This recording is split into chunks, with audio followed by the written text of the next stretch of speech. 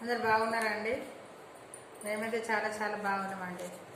ఒక విషయం చెప్పాలని అనుకుంటున్నాను నేను. ఎందుకంటే లోకము బాగా మారిపోతుంది కదా, అందుకోసమని నాకు ఎన్నో రోజుల నుంచి ఒక మాట చెప్పాలని ఎప్పటి నుంచి అనుకున్నా. చెప్పనా చెప్పద్దా అని ఆలోచనతో కూడా నేను మాట్లాడుతున్నా. నాకు ఎప్పటి నుంచో ఉంది మాట్లాడాలని ఒక విషయం. అంటే ఇప్పుడు ఈ దోషం ఉంది, ఆ దోషం ఉంది అని ఎందరో చెప్తారు కదా.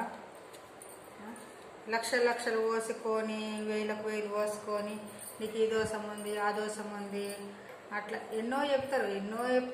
ఎన్నో మనం వింటున్నాము, చేస్తున్నాము, అయినా మనము బాగుపడతలేరు కొంతమంది. వాళ్ళు చెప్పింది వీళ్ళు చెప్పింది వినుకుంటా ఎన్నో లక్షలకు లక్షలు పోసుకుంటా రోడ్ల మీద పడుతుండ్రు బాగిలై. నిజమా కదా? కానీ ఒక దండూరి శ్రీనివాస్ గారు అనేట ఆయన, దండూరి సుశీల అమ్మగారు, ఇవన్నీ ఎంత బాగా చెప్తారో వాళ్ళు చూడండి ఒకసారి. మా బాలాజమ్మ కానీ, దండూరి శ్రీనివాస్ గారు కానీ, సుశీలమ్మ గారు కానీ, వీళ్ళు ఎంత బాగా చెప్తారో చూడండి ఒకసారి. వాళ్ళు ఎట్లా చెప్తారు, వాళ్ళు వింటే చెవులు అమృతం పోసినట్టు అనిపిస్తుంది నాకైతే. కొన్ని వీలైనా చేసుకోవచ్చు, బాగా గ్రాండ్గా అని చెప్పారు, సింపుల్గా చెప్తారు పూజ వాళ్ళు. మన ఇంట్లో మన దేవుడి దగ్గరనే మనమే చేసుకోవాలి. వేలకు వేలు లక్షల లక్షలు పోసిన దానికంటే ఆయన దండూరి శ్రీనివాస్ గారు చెప్పింది విషయం విని మనకు వీలైనట్టు చేసుకోవచ్చు. ఎందుకు లక్షలు పోసుకొని రోడ్ల మీద పడేందుకు అని నేనైతే ఒక మాట చెప్పాలనుకుంటున్నా, చెప్తున్నా. తప్పైతే ఏదైనా ఉంటే క్షమించండి. వింటే వినుండి, లేకపోతే నచ్చకపోతే వదిలేసేయండి. కానీ నేను ఎప్పటి నుంచో అనుకుంటున్నా చెప్పాలని.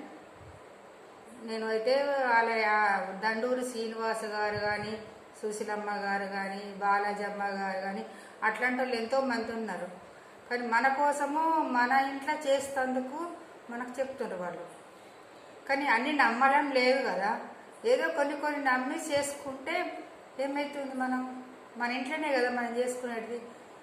వీలైతే గుడికి వెళ్ళొచ్చు, పోకపోవచ్చు, మనకు నచ్చినట్టు మనం చేసుకోవాలి అంతే. ఎవరినో నమ్మి ఎవరినో వేసి పైసలు వృధా చేసుకోవడం ఎందుకు? మన చేతులారా మనమే చేసుకోవాలి. అది ఒక్క నిమిషము ఆలోచించి మన ఇంట్లో మన దేవుని దగ్గరనే మనమే చేసుకోవాలి. ఎవరినో నమ్ముకొని మోసపోవడం ఎందుకు?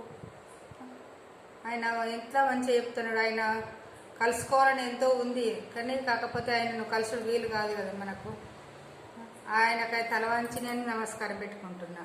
దండూరి శ్రీనివాస్ గారు కానీ, దండూరి సుశీలమ్మ కానీ, వాళ్ళ బిడ్డలు కానీ, కొడుకు కానీ బాగుండాలని కోరుకుంటున్నా అంతే. కానీ ఇట్లాంటి ఎన్నో చెప్తారు, కానీ మనం అన్నీ చేయలేం కదా. మనకు వీలైనట్టే మనం చేసుకుంటాం. 1-2 చేసుకున్నా కానీ మనకెంతో ఫలితం ఇస్తుంది దేవుడు. అంతేనా కాదు? నేను తప్పుగా మాట్లాడితే క్షమించండి.